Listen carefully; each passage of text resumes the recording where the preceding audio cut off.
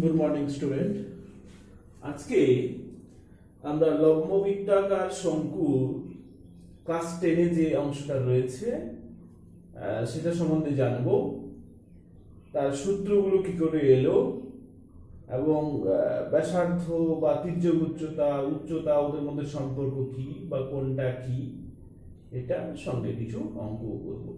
তবে ভিডিও শুরুর সময় তোমাদেরকে একটা কথা আমি একটু বলবো যে যারা এই ভিডিওটা দেখছো তারা শেষ পর্যন্ত দেখো, কারণ যেহেতু জিনিসটা অঙ্কের জিনিস, তাহলে অঙ্কটা যদি জানতে হয় বা বুঝতে হয়, এই সম্বন্ধে যদি আইডিয়াটা সম্পূর্ণ একটা ক্লিয়ার আইডিয়া পেতে হয়, তাহলে কিন্তু পুরোটাই দেখতে হবে। এলোমেলো বা সামনের অংশ পিছনের অংশ দেখলে তাহলে পুরোটা বোঝা যাবে বলে আমার মনে হয় না। তাহলে ফার্স্ট থেকে লাস্ট দেখবে তোমরা, এইটুকু আশা করতে পারি। যাই হোক, প্রথমেই আসি লম্ববৃত্তাকার শঙ্কু। দেখো, একটা সমকোণী ত্রিভুজ এঁকেছি, তীর চিহ্ন দিয়ে দেখিয়েছি আমি একটা শঙ্কুর ছবি। তাহলে দেখো, এই যে ছবিটা মানে এই যে সমকোণী ত্রিভুজটা, একে যদি রোটেট করি, এটাকে অক্ষ ধরে মানে উচ্চতাকে অক্ষ করে যদি আমি একে রোটেট করি, তাহলে এই রকম কিন্তু একটা ছবি চলে আসবে। অর্থাৎ একটা সমকোণী ত্রিভুজকে উচ্চতার সাপেক্ষে যদি আমি ঘোরাই বা রোটেট করি, তাহলে এইরকমই একটা ছবি আসবে, যেটা দ্বিমাত্রিক এবং যেটা জ্যামিতিতে যাকে আমরা বলছি কি লম্ববৃত্তাকার শঙ্কু। এবারে দেখো, তাহলে এর এই যে সমকোণী ত্রিভুজের উচ্চতা যেটা ছিল বা লম্ব যেটা ছিল, সেটাই এখানে সমকোণী ত্রিভুজের ক্ষেত্রে কি হয়ে যাচ্ছে, উচ্চতা হয়ে যাচ্ছে, উচ্চতা। আর এইটা দেখো, এর যেটা ভূমি ছিল সেটাই এখানে ব্যাসার্ধ হয়ে যাচ্ছে। তাহলে এটা ব্যাসার্ধ, এটা উচ্চতা, আর এই লাইনটাকে আমরা বলছি এটাও এক রকমের উচ্চতা, এটা হচ্ছে তির্যক উচ্চতা।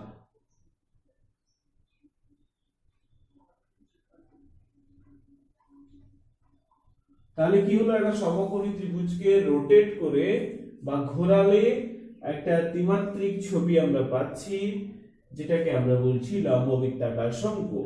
এবারে দেখো, যদি লম্ববৃত্তাকার শঙ্কু উদাহরণ তোমাদের কাছে আমি জানতে চাই, তাহলে তোমরা অবশ্যই বলতে পারবে রাজমিস্ত্রিরা যে কাজ করে, যে ওলন বলে, যেটা দেওয়াল সোজা করতে বা সোজা ভাবে ইট গাঁথতে যে যন্ত্রটা কাজে লাগে, তাতে দেখবে এরকম একটা রয়েছে।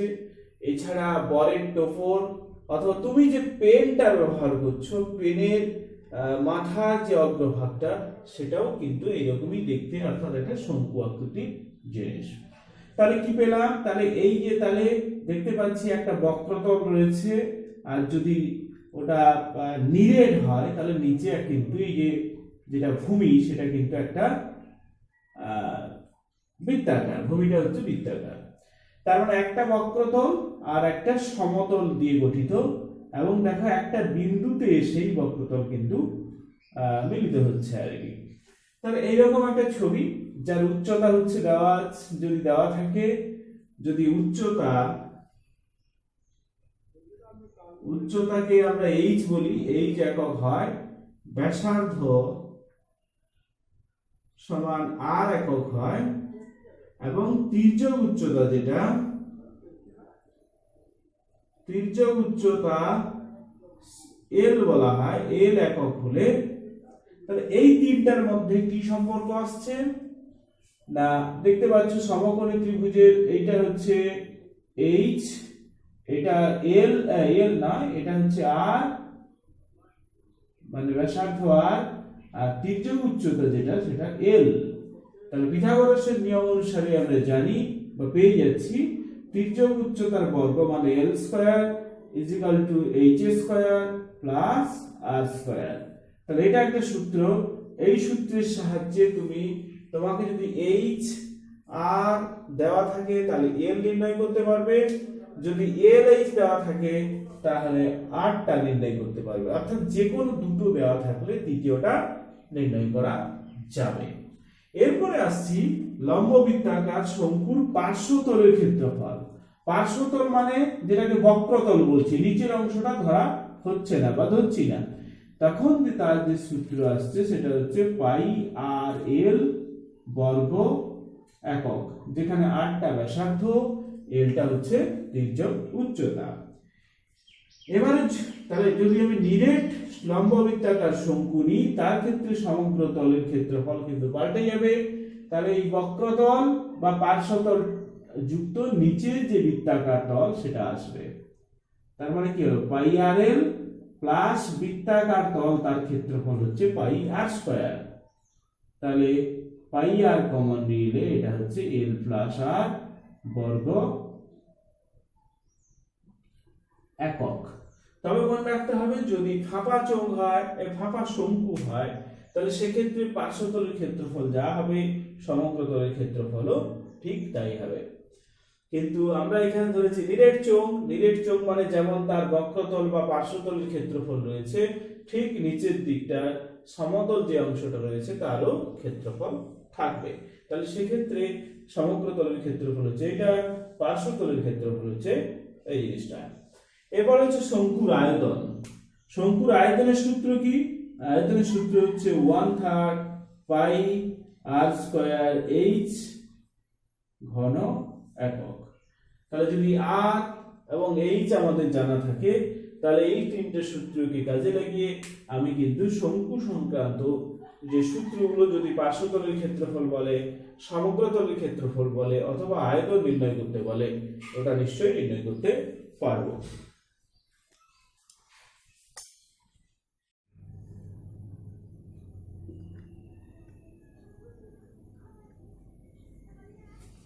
তাহলে আমরা কোষে দেখি ষোলোর কিছু অঙ্ক করব। থিওরিটা তো আমরা জেনেছি বা সূত্রগুলো জেনে গেছি, এবারে আমরা কিছু অঙ্ক করব। কি বলছে দেখো, 3 দাগের অঙ্কটা বলছে, আমিনা একটি সমকোণী ত্রিভুজ অঙ্কন করেছে, যার সমকোণ সংলগ্ন বাহু দুটির দৈর্ঘ্য একটা 15 সেমি আর একটা 20 সেমি। 15 সেমি দৈর্ঘ্যের দৈর্ঘ্য বিশিষ্ট বাহুটিকে অক্ষ করে ত্রিভুজটিকে একবার পূর্ণ আবর্তন করলে যে ঘনবস্তু তৈরি হয় তার পার্শ্বতলের ক্ষেত্রফল নির্ণয় করতে হবে, সমগ্র তলের ক্ষেত্রফল নির্ণয় করতে হবে এবং আয়তন নির্ণয় করতে হবে। তাহলে দেখো, আমিনার আঁকা সমকোণী ত্রিভুজ হচ্ছে এইটা। এবারে এটার এই বাহুটা দেওয়া আছে 15 সেমি, এটা দেওয়া আছে 20 সেমি। একে একবার আবর্তন করলে যে 15 সেমি বাহুটাকে অক্ষ করে যে ঘনবস্তুটা এসছে সেটা হচ্ছে দেখতে এইরকম। স্বাভাবিকভাবে এটা তাহলে শঙ্কুই আসছে। আর সেই শঙ্কুর ভূমি কত?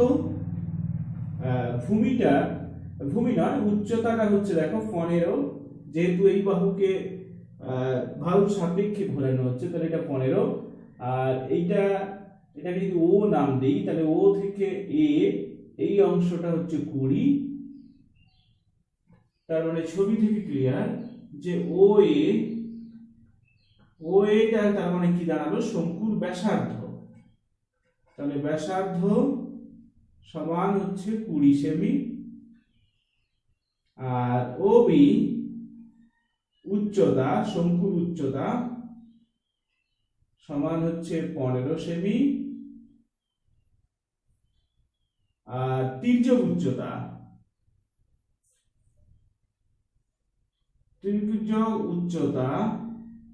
হলো এবি। এটার মান কিন্তু দেওয়া নেই, এটা কি করে বেরোবো না, আমরা জানি এই যে সূত্রটা একটু আগে আমরা করলাম, L square is equal to H square plus R square, যেখানে এল হচ্ছে তির্যক উচ্চতা। তাহলে এখান থেকে এল সমান কত, √H square plus R square. তাহলে এইচ এর মান 15, তার হোল স্কয়ার, আর আর মানে হচ্ছে এখানে 20 দেওয়া আছে, তার বর্গ, এই পুরোটার বর্গমূল। তাহলে এটা 225, এটা 400, টোটাল 625, তার মানে এটা দাঁড়িয়ে গেল 25। 25 সেমি। তাহলে আমরা এর ব্যাসার্ধ পেয়ে গেছি, উচ্চতা পেয়েছি, তির্যক উচ্চতাও পেয়ে গেলাম। এবারে বলেছে পার্শ্বতলের ক্ষেত্রফল নির্ণয় করতে। পার্শ্বতলের ক্ষেত্রফল, তাহলে পার্শ্বতলের ক্ষেত্রফল সমান কি হচ্ছে, সূত্র আমরা জানি পাই আর এল। তাহলে পাই মানে হচ্ছে 22/7, আর এর মান দেওয়া আছে কত 20, এল এর মান আমরা বের করেছি 25 বর্গ সেমি। অর্থাৎ এটাকে যদি তুমি সরল করো তার মানে এটা আসবে 1571 এটা বর্গ সেমি। তার মানে দেখো এখানে যেটুকু জটিলতা ছিল সেটা হচ্ছে ব্যাসার্ধ নির্দিষ্ট করে বলা ছিল না, উচ্চতা বলা ছিল না, রোটেট করলে এই ছবিটাকে রোটেট করলে যেটা আসবে সেই অনুযায়ী ব্যাসার্ধ এবং উচ্চতা আমরা নির্ণয় করেছি। আর ব্যাসার্ধ উচ্চতা যখন আমি পেয়ে গেছি তখন তির্যক উচ্চতাও আমরা বের করে ফেলেছি। তাহলে এইরকম ভাবে পার্শ্বতলের ক্ষেত্রফল নির্ণয় করা আমাদের হয়ে গেল। এবারে দেখো, এবারে এই অংশটার প্রয়োজন নেই, পাই আর এল আমরা পেয়ে গেছি। এবারে আমাদের সমগ্র তলের ক্ষেত্রফল নির্ণয় করতে হবে।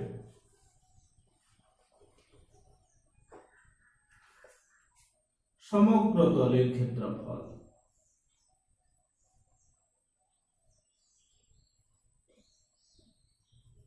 কি সূত্র, পাই আর ইন্টু এল প্লাস আর, মানে পার্শ্বতলের ক্ষেত্রফল যুক্ত ভূমির ক্ষেত্রফল।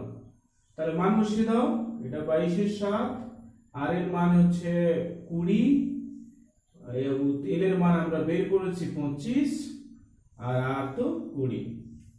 তাহলে এটাকে যদি তুমি সরল করে ফেলো তাহলে কি আসছে, এটা 22/7 ইন্টু 20 ইন্টু 45, এককটা বর্গ সেমি। তাহলে এটাকে সরল করলে তোমার আসবে এটা 28 4/7 বর্গ সেমি। এইটাই হবে সমগ্র তলের ক্ষেত্রফল। এরপরে আসছে শঙ্কুর আয়তন। লাস্ট যে অংশটা আমাকে বের করতে হবে সেটা হচ্ছে আয়তন। তাহলে আয়তনের সূত্র কি, 1/3 পাই আর স্কয়ার এইচ। তাহলে 1/3 পাই এর মান বসিয়ে দাও, 22/7, আর এর মান তোমাকে দেওয়া আছে এই আর 20, মানে 20 হোল স্কয়ার, আর এইচ এর মান হচ্ছে 15, এককটা হবে ঘন একক, ঘন সেমি।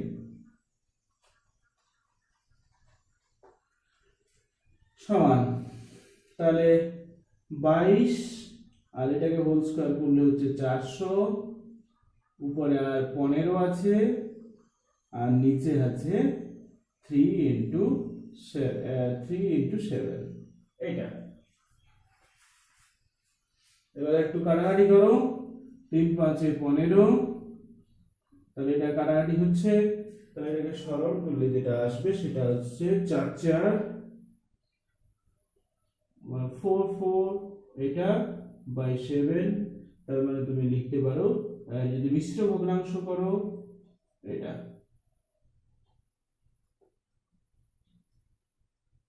তাহলে এই অংশটায় মানে এরকম ভাবে এই অঙ্কটা কিন্তু সমাধান করা যাবে।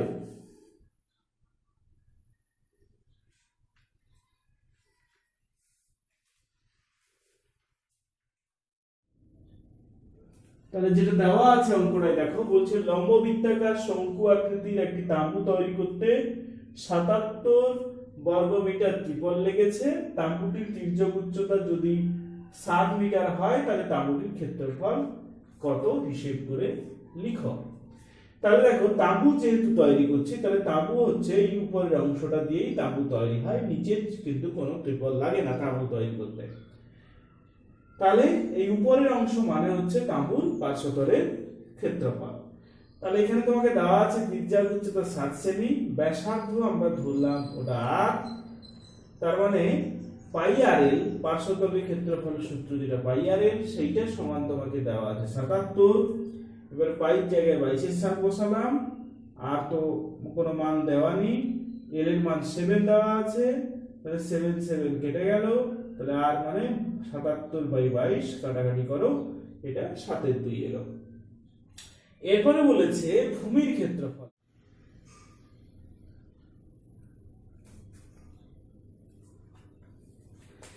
এরপর দেখো তাহলে বৃত্তের ক্ষেত্রফল সমান হচ্ছে পাই আর স্কয়ার, পাই জায়গায় পাইর মান আর এর জায়গায় আর বসিয়ে দিয়ে যখন আমরা সরল করলাম এটা চলে এলো 38.5 বর্গ মিটার।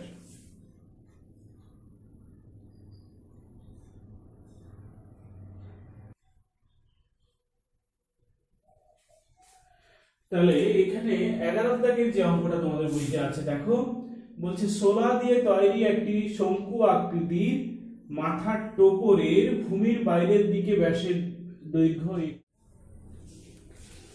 তাহলে 11 দাগের অঙ্কটা দেখো, বলছে শোলা দিয়ে তৈরি একটি শঙ্কু আকৃতির মাথার টোপরের ভূমির বাইরের দিকে ব্যাসের দৈর্ঘ্য দেওয়া আছে 21 সেমি, টোপরটির উপরিভাগ রাংতা দিয়ে মুড়তে প্রতি বর্গ সেমি 10 পয়সা হিসেবে 57.75 টাকা খরচ পড়ে, টোপরটির উচ্চতা এবং তির্যক উচ্চতা হিসেব করে লিখো। তাহলে প্রতি বর্গ সেমি রাংতা দিয়ে মুড়তে, প্রতি বর্গ সেমি রাংতা দিয়ে মুড়তে 10 পয়সা খরচ, মুহূর্তে এটা হবে খরচ 10 পয়সা হিসেবে মোট খরচ পড়ে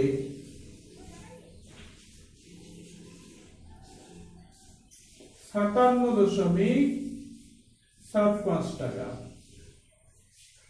আর দেখো রাংতা দিয়ে মোড়া যেহেতু এই বাইরের অংশটাকে হবে, তার মানে আমি যেটা পাবো সেটা হচ্ছে পার্শ্বতলের ক্ষেত্রফল। অতএব পার্শ্বতলের ক্ষেত্রফল সমান কত, দেখো 1 বর্গ সেমির জন্য যেটা খরচ হচ্ছে আর মোট খরচ হয়েছে এটা, তাহলে 57.75, এটার সঙ্গে একটা 100 গুণ করতে হবে, দিলে এটা পয়সায় পরিণত হলো, তাকে যদি আমি 10 পয়সা দিয়ে ভাগ করে দিই তাহলে মোট পার্শ্বতলের ক্ষেত্রফলটা কিন্তু আমি পেয়ে যাব। তাহলে এটাকে একটু সরল করো, তাহলে 57.5 তুলে দিলাম 75 ইন্টু 100, দেখো ওই দশমিকের জন্য একটা 1 আর দুটো শূন্য এরকম আসবে, ইন্টু 100, এবার কাটাকাটি করে দাও, তাহলে এটাই কাটাকাটি করলে 5 দুনে 10, 5 একে 5, 5 একে 5, 27 হচ্ছে 5 5 25, 2 25, আবার 5 5 25, তাহলে এটা পার্শ্বতলের ক্ষেত্রফল দাঁড়াচ্ছে 1155/2। এবার দেখো এবারে তাহলে এটা আমি পেয়ে গেলাম। এরপরের অংশ তোমাকে দেখো ভূমির ক্ষেত্রে, ভূমির বাইরের দিকের ব্যাসার্ধ, ব্যাস দেওয়া আছে, ব্যাস দেওয়া আছে 21 সেমি, তাহলে ব্যাসার্ধ কত, ব্যাসার্ধ হচ্ছে 21/2 সেমি। তাহলে শতাংশে আমি কি পাচ্ছি, পাই আর এল, পাই আর এল সমান তোমাকে দেওয়া আছে বা বেরিয়েছে আমাদের 1155/2। তাহলে পাই জায়গায় 22 এর 7 বসলো, আর এর জায়গায় বসলো 21 এর 2, আর এল তার এল থাকলো, এল এর মান আমাদের দেওয়া নেই। এটা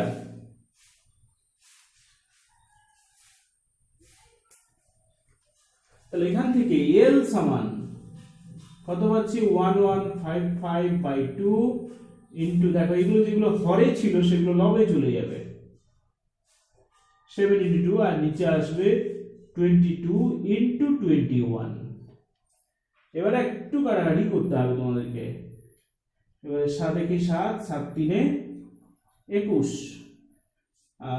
3 দিয়ে কাটো বা 11 দিয়েও কাটতে পারি, 11 1 2 22, আর এটাকে 11 একে 11, দুটো শূন্য এককালীন নামছে বলে ভাগফলে 0, 11 5 55। এরপরে 3 দিয়ে ভাগ করা হোক, তাহলে 3 3 9, 9 হলে 15, 3 5 15। তার মানে এল সমান এলো 35/2 সেমি। তাহলে এল পেয়ে গেছি আমরা।